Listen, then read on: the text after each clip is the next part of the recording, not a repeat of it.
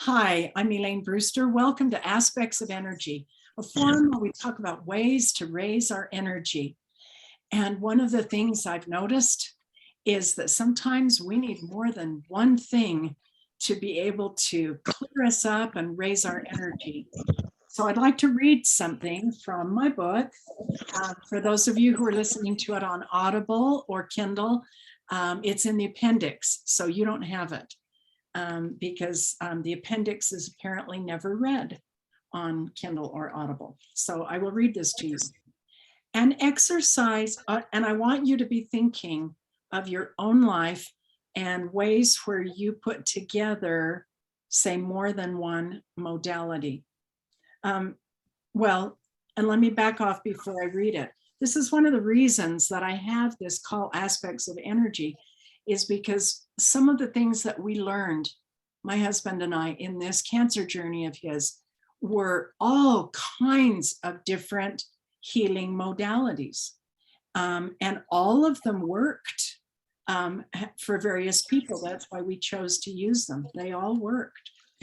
So there's a lot out there. This is page 393. An exercise in modalities, a real-life experiment in integration. I woke up one morning with an ache. This is me, with an ache in my right arm. Wow, I thought, I must have slept on it wrong. I couldn't lift my arm without getting a ping in a muscle that caused me to cry out and drop my arm quickly. So here are the methods I used. A, leave it to nature. First, I figured it would go away within a day or two, surely a week at the most. So I just tried not to irritate it further. No lifting the blow dryer, no circling my arm at the gym. To my surprise, the pain did not go away. Number two, I used magnetic therapy. I applied a couple of health magnets, little round things, dollar-sized ones. It felt a little bit better. Maybe I didn't leave them on long enough. It didn't completely solve the problem. Three, physical therapy. My gym was owned by a physical therapist, so I asked him. He told me not to do lateral arm exercises and not to overdo the weights. Well, that was good to hear, but the pain in my arm when I tried to raise it at an oblique angle already told me not to do that. Nothing changed, and my arm still hurt. D, personal trainer. There are a bunch of personal trainers at the gym too, so I asked one of him. His reply was to do exercise with the arms straight, no lateral movement, and to strengthen muscles to prevent anything further from occurring. I did that, but my arm still hurt. Nutrition. Meanwhile, I was undergoing a nutritional program. As I lost weight, joints were eased and climbing stairs was easier. Diet, however, did not help my arm. Doctor. 2 months later, when it's still 2 months, when it still wasn't improving, I finally saw a doctor. He indicated that he did not want to give me a steroid shot. He said that rather sadly, because he said that's what his colleagues would do, but he didn't want to. So he recommended an anti-inflammatory over-the-counter drug. He gave me those two choices, a shot or a drug. I didn't want either of them, and I left that appointment without any improvement. Next, stretching and dance. On the theory that the hurting ping was the result of tightening, I stretched as gently as I could. The stretching exercises came from a former ballet dancer who was now a coach on aging gracefully. As I allowed my arm to go the opposite direction of the hurt, I started feeling slight improvement. Finally. Next, chiropractor. At 3 months, I saw a chiropractor.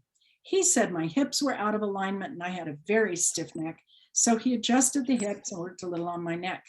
He told me that with what he had done with the spine and neck, that may very well help lessen the pain in my arm. It did.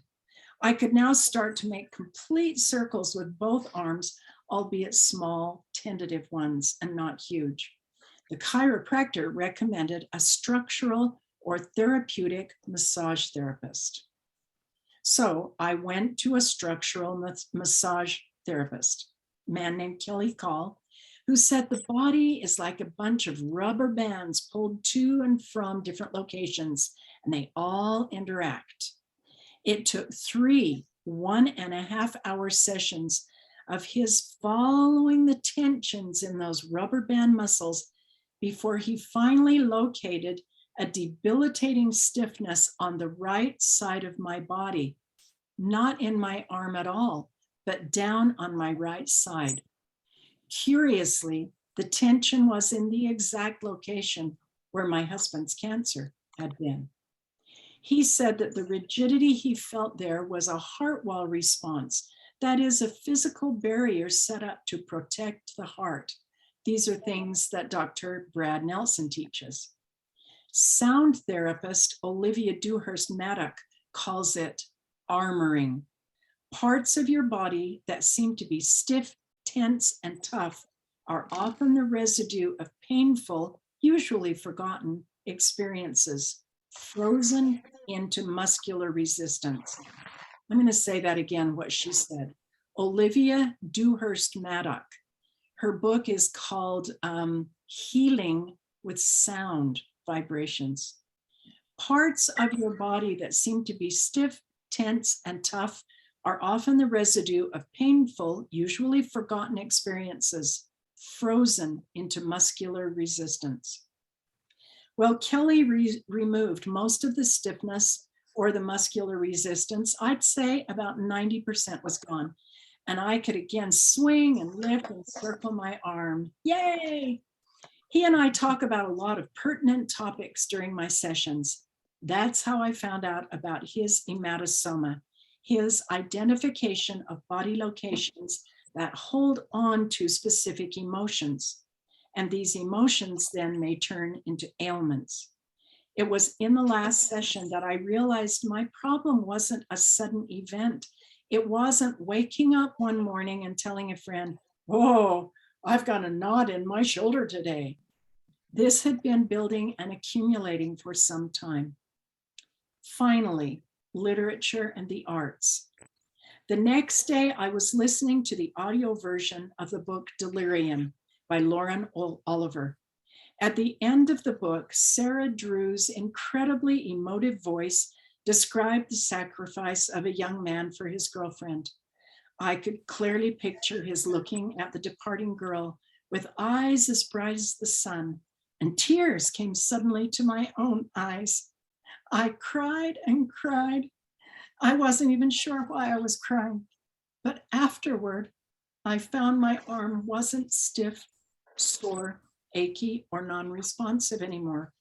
Most of that remaining 10% was released, and I could lift my right arm at an oblique angle again, almost as good as new. The conclusion that I drew is, as complex beings, we need a combination of modalities, including art and literature, to maintain our health. It is well for each of us to become as conversant as possible with many different health modes. So, what are your thoughts? Lorraine's shaking her head. I'm not shifting it because I'm negative, but I really feel that having an open mind, trying different modalities, addressing the energy is so important for one to really be, rather than just say, "Oh, I'm just going to take those pills and the doctor will fix it." So rather you have the freedom to open yourself up to all these ideas and try them, because every experience you had with every one of them educated you, rather than have somebody look after you when you are reached that stage. And I think the glory of you having an open mind and accepting other people's opinions or points of view or strategies, it's like going back to university and learning how to live again. Well, things that we were never taught, that's for sure. Yeah, Wayne Dyer once said that the answer to being enlightened is open to anything, attached to nothing. So I must say you are enlightened to do that, because that's, I think the older we get, I guess, I think the attachments sort of disappear, because we made our money, we made whatever we made, we done. So we're just sitting there contemplating what the heck did we do for the last 60 years. And at our age, we're more open because we're not attached to the money anymore. We're not attached to the thing that we have to do to make money. So, and I think that's why we're on this call. Everybody's, I think, open to something that they never experienced before. And your book is well written in that way, because you tried everything, virtually everything. Yeah. The one thing that you didn't mention in the book, and I think you and I have discussed this before, is food. Not many books are written about enlightenment on food. It's a subject that's not discussed because people are attached to it, and they're attached to their food that they eat, thinking that that's the proper food. And of course, enlightenment is that you need to take a look at anything regarding food. Yeah. Amen to that. That's a big topic. Big- We'll be talking about more of that in a couple of weeks. yeah. Other One thing comment? that I would experience I had with magnetics, that's where I got in the business, was I had similar situation to you in my knee. And I couldn't step on my right side because this knee was killing me. And I did exactly what you did. I went through everything, and then somebody came to me with like a gold credit card, and you know what it is, a Kinko. It's a Kinko. Kinko card, right? And I put it on my knee, and within 10 minutes, the pain went away. So that's how I got involved with magnetic therapy. And I think you got involved probably with a similar experience, right? Just this morning on another call, a lady named Barbara, she was supposed to go on a skiing trip, and she was leaving Narragansett, and she was leaving her cottage anyway, and her dog pulled her and knocked her down on the deck, and she broke her wrist. She fell on her wrist, so she's not going skiing. But it was interesting, and I just gathered some of the things that she's using. So she did go to the doctor. She found it was fractured, and so then he put it not in a cast, but a kind of cast that you can remove if you need to. And so inside the cast, she put this. I guess I'll put it on this way. It's an ankle wrap. I've got one on my ankle right now. But she put it there, and then she took a round magnet and slipped it down where the break is on the front and the back of it. And then she put that cast from the doctor around the whole thing. She also had some cream, some specialized cream that she put on it that goes right down to the cellular level. And then with that whole kind of bundle, and she even took a knee wrap, so it's a wider version of this, and she put that around the whole thing. And then she took this nice little massager. you hear it? Yeah, it's a magnetic pulsar, and so it sends a magnetic charge through the whole body. And so, she did everything she could with some alternative things, while she also had gone to the doctor to have him stabilize and do those things that a doctor can do. I thought that was a nice combination of modalities.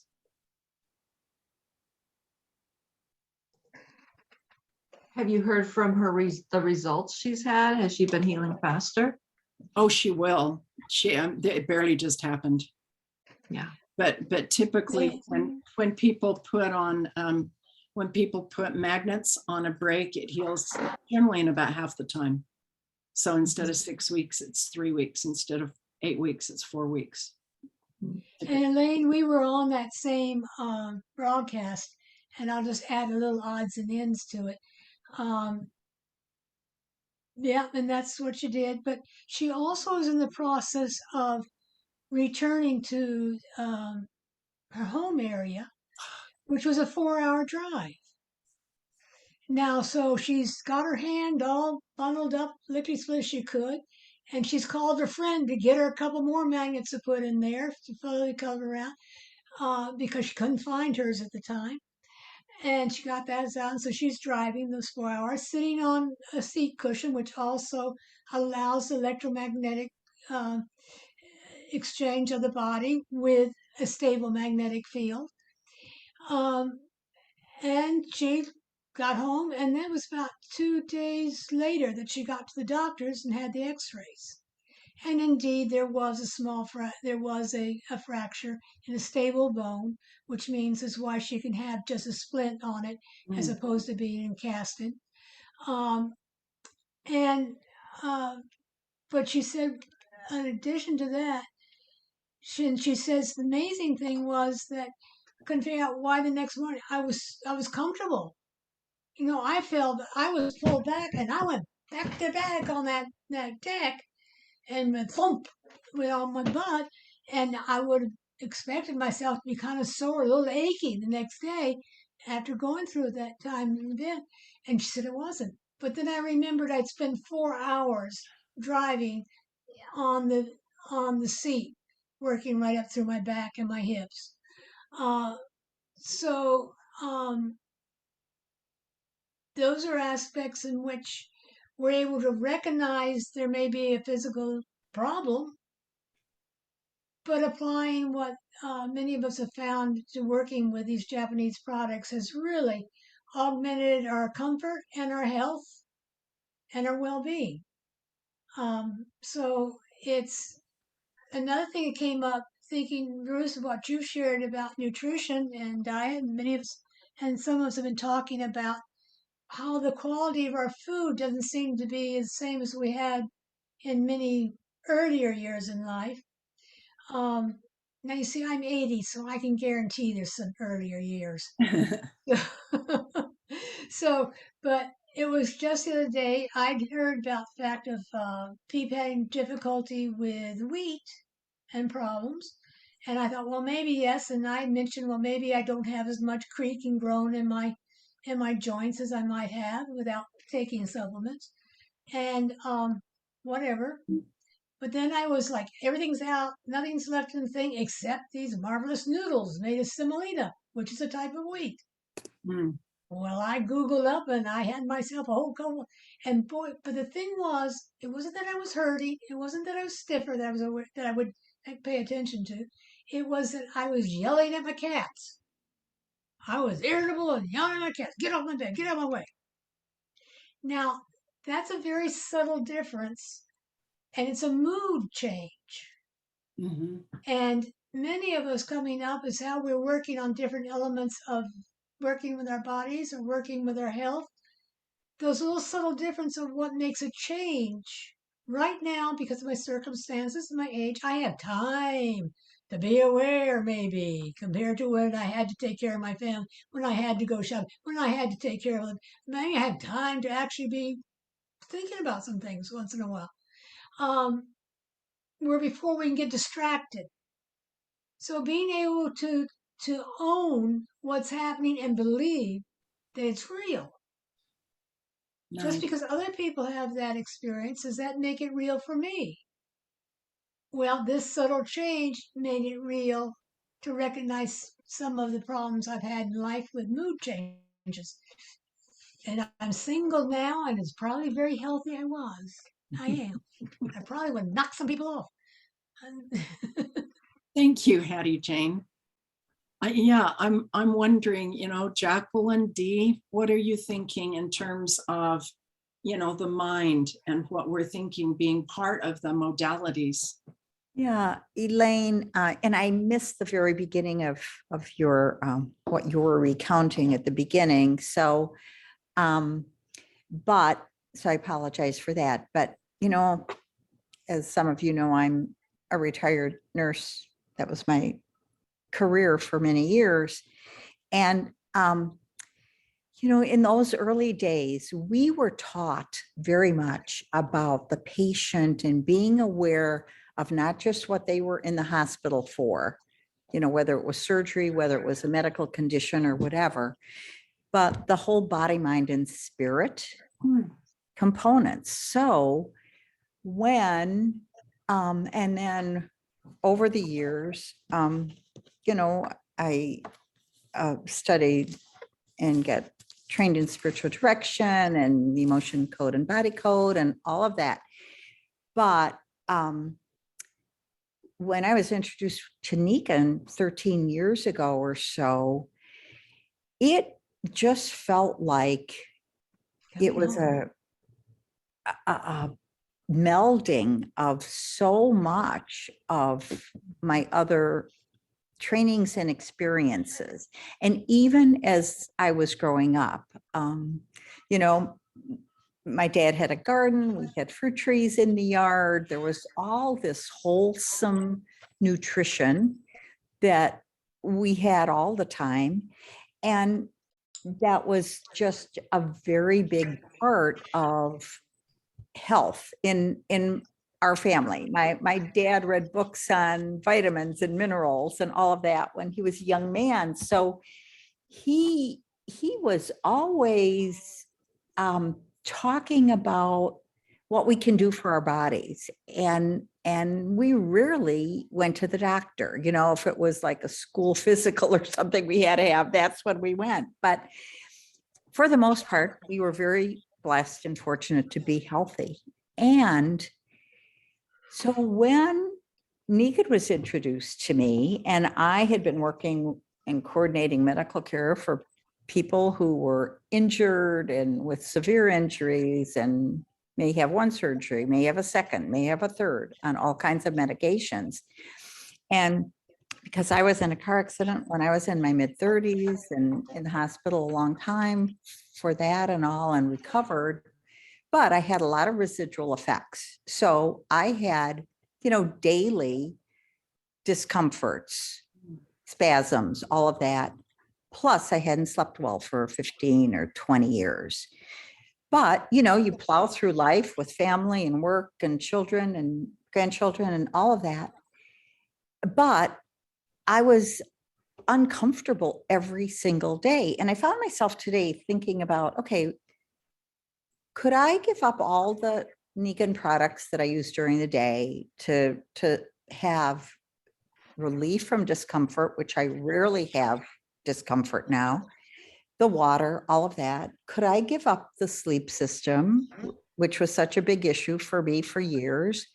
And I wouldn't want to give up anything that I've been using for these 13 years and go back to how I was feeling then. And I'm that much older now, so it probably wouldn't be a very pleasant picture. But I also know that when we feel better, not just physically, it affects our mind, it affects our being, our spirit, the way we relate to other people, to what we're confronted with, even the way we relate to ourselves and reflect about, okay, is there a better way to address that in the way we may think about something, or with another person, or with, that we just meet, or a family member or whatever. So that whole body, mind, spirit, it's all connected. We're all connected to everything within ourselves, beyond ourselves, with each other, with our environment, yes, with our food, with what we choose to do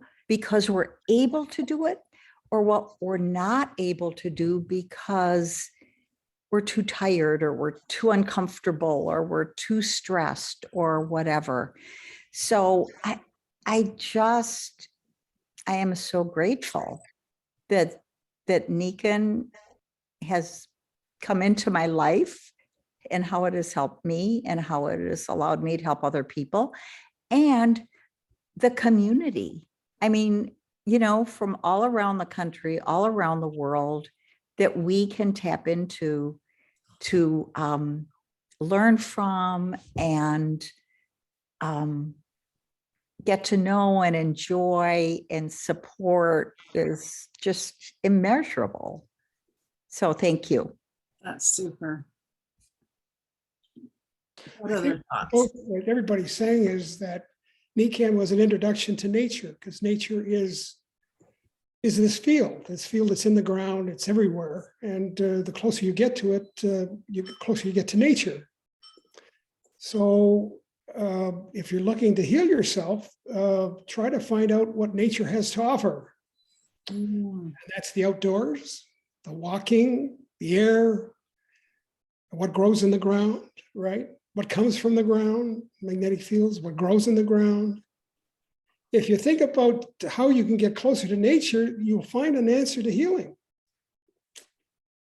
I like that. Well, I think that's, by the way, holy and healing are both the same. That is, nature is whole, and being holy is healing. So if you're not feeling well, think about how come nature can help me, whether it's going for a walk, sleeping on a magnetic sleep system, which is like sleeping on the ground, right? Or food, like, I think food is the thing that I keep coming back to, because that's the one part of the puzzle that we need to plug. We need to get, I'd ask you, Dee, in your training as a nurse, did you study nutrition? We actually did study nutrition quite a bit. I mean, we probably had several courses in More nutrition. than the physicians. Was it like, was it nutrition food from the ground, or was it vitamins and minerals and things of that nature? It was food in general, just regular food.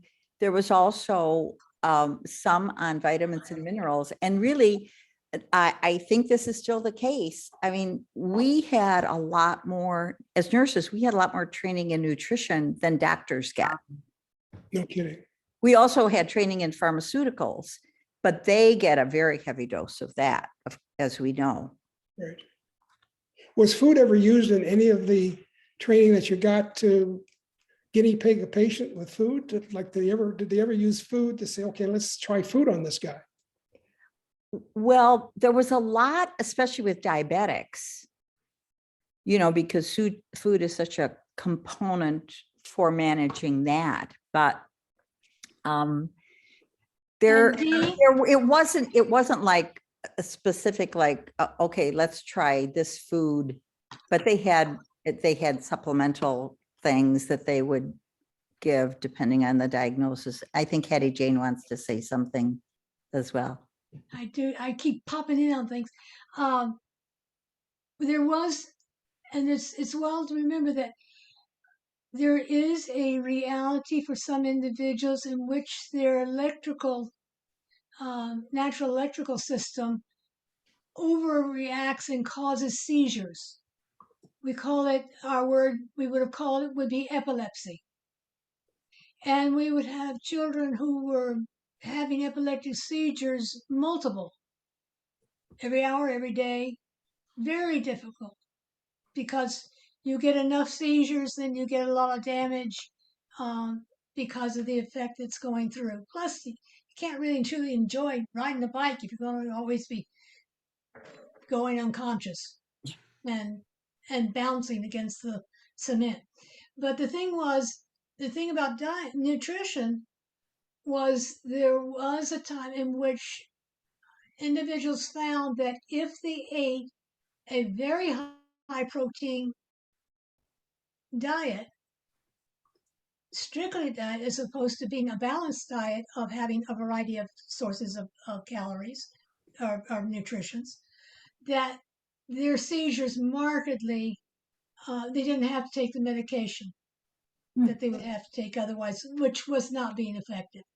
Nor did they have to go into the surgery in order to zap the brain internally to see if maybe they can close it. So was nutrition considered as a way?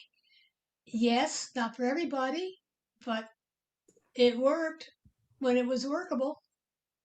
In the area of diabetics, yes, again, we're aware that there's certain parts of the body that are not functioning well.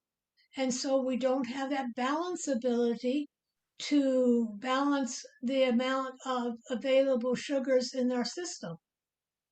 And for some people, they had too little sugar. And for some people, which we don't call diabetic, but those we call diabetic are those who have too much sugar in their system and would cause tissue damage. Mm. And I grew up, I had a relative, and we didn't have the awareness of insulin in those days, which is the medication oftentimes we'll use to help the body balance. And we found that there were specific cells within the body of those individuals that weren't working, couldn't work. And that was what's causing the inability to balance the metabolisms of the body to handle the sugar in the balance of the body. So and all the way across the territory, there's so many different things we're learning, and we're so fortunate to live now in this age in which we get the scientific technology and the curiosity and the ability to look at people rather than having just take strictly verbal histories or what we see from our eyes. Because what we see from our eyes is not always what is going on. If you don't have a body part that can't make the thing that helps you balance your chemistry in your body, you're going to have a very difficult time surviving. And sometimes you might not.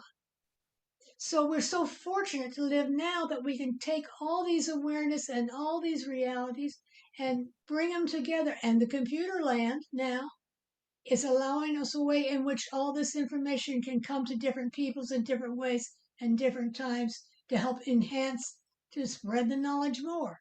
So it's going to be another couple of good years coming up. Now, that's wandering all over the place. It doesn't answer anything, but that's, I guess, my 2 cents, my 2% cents. And on nutrition, I'm so grateful that Nikken's nutritional supplements are so well thought out to help put our bodies in a balance, and that they're either 100% organic or whole food organic based, and that they work together so that, we're not taking too much of one thing and not enough of another and that type thing. But I think too, as people are introduced to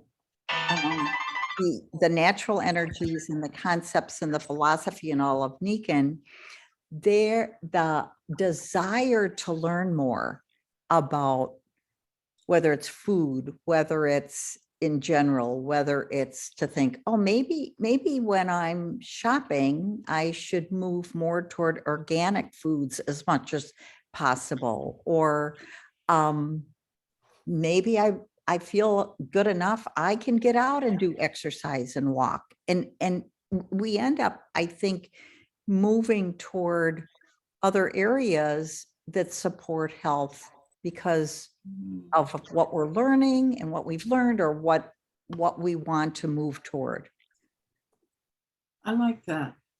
That's nice. Jacqueline, or Lorraine, I really would, because Lorraine's daughter is an energy worker also, Jacqueline. I'd love either one of you to say, something about how the mind is one of those modalities and energy work that pulls into this whole thing. Yeah, thank you. So Hattie Jane, you mentioned a good point, that parts of the body that aren't working efficiently. So that's the part that I work with, is connecting the mind body and wondering, why are there certain parts that aren't working, right? And when that's where we have to look at the energy that a person's carrying. So it's the ancestral energy, it's the inner child healing, to understand why that part of the body is shut down. And when we get to the root cause of whatever trauma that person has experienced that turned off the ability for that body part to work and function efficiently, and you start turning that on, that's when the body can start healing. And that's what I found with my clients. Once we clear whatever ancestral energy that they're carrying for their families, so that we can get the individual, that particular person, back to being authentically themselves. And Bruce, I love when you say natural and getting back to nature. We are not authentically ourselves if we're still carrying our grandparents' energy and all of their emotional issues that were never resolved. That's the energy we were all conceived in. So we had no choice but to take on their issues, their emotional issues, their physical issues, their financial troubles, all of that. And that's what we were born in. That's what we were conceived in. So if your mom, your parents were going through a lot of turmoil, or there was war, there was famine, which a lot of our ancestors lived through, all of those memories we're born into. And then we have to, we create our lives, we create everything that happens to us from that space until we realize that we can clear that and then become authentically ourselves, and then choose, okay, what do I need from that space? But we're not authentically ourselves until we clear that. Nice.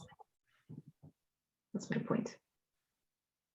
I And then everything you do, all the things you have from Nikken will amplify the healing even faster.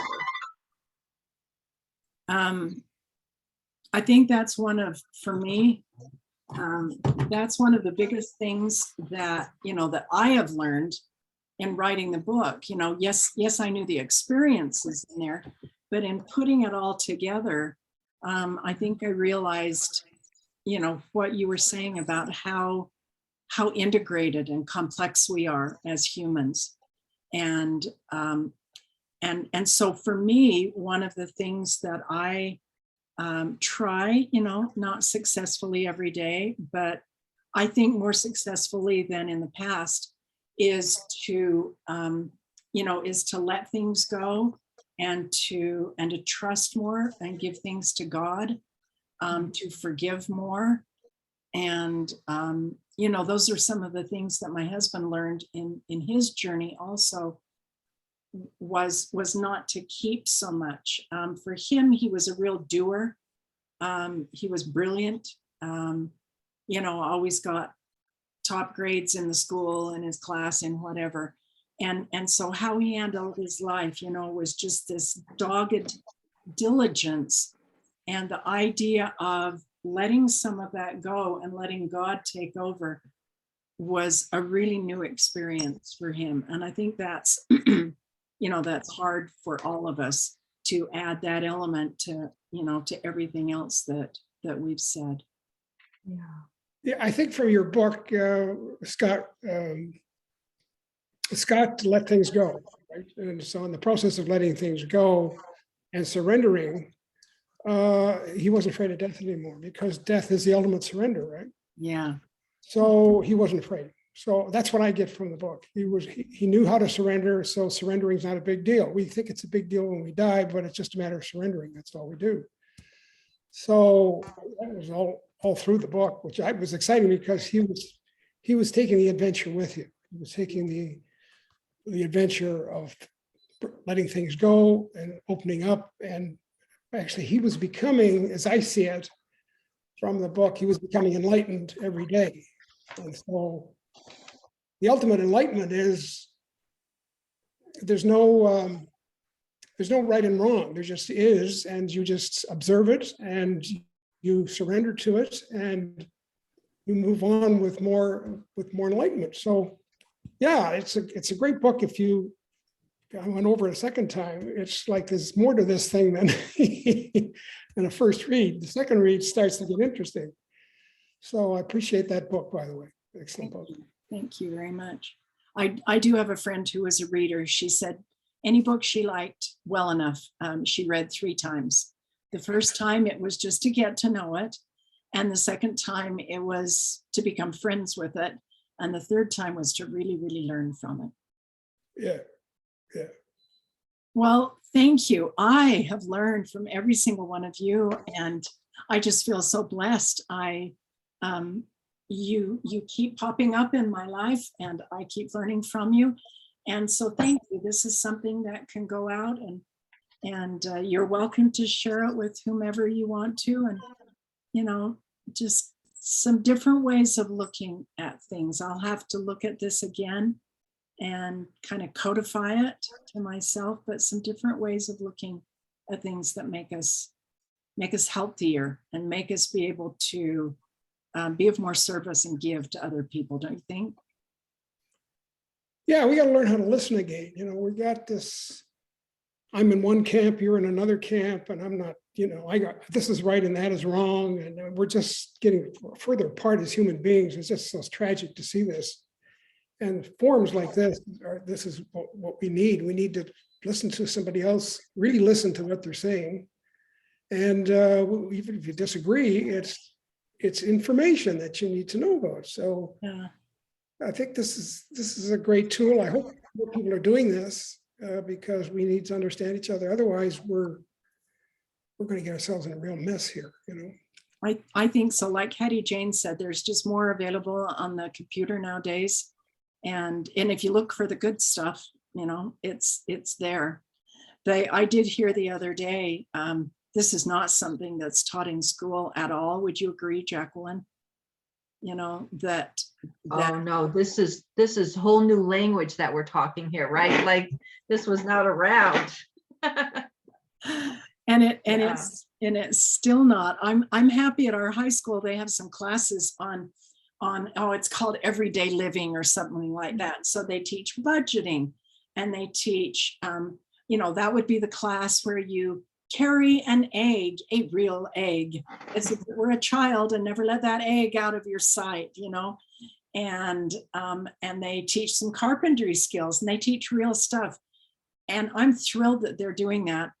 But there are no classes that teach interpersonal relationships, let alone your own personal. And oh, but then in high school or junior high, who wants to come to terms with themselves? Oh, come on. Okay, we will not go there. Everybody, We're getting closer. We're getting closer. We are. You go and find some other people in your life that you can smile at, even if it's the smile in your voice on the phone, because it will raise their energy and it will raise yours. Okay, love you. Bye. Thank you. Thank you. Enriching my life. Yeah.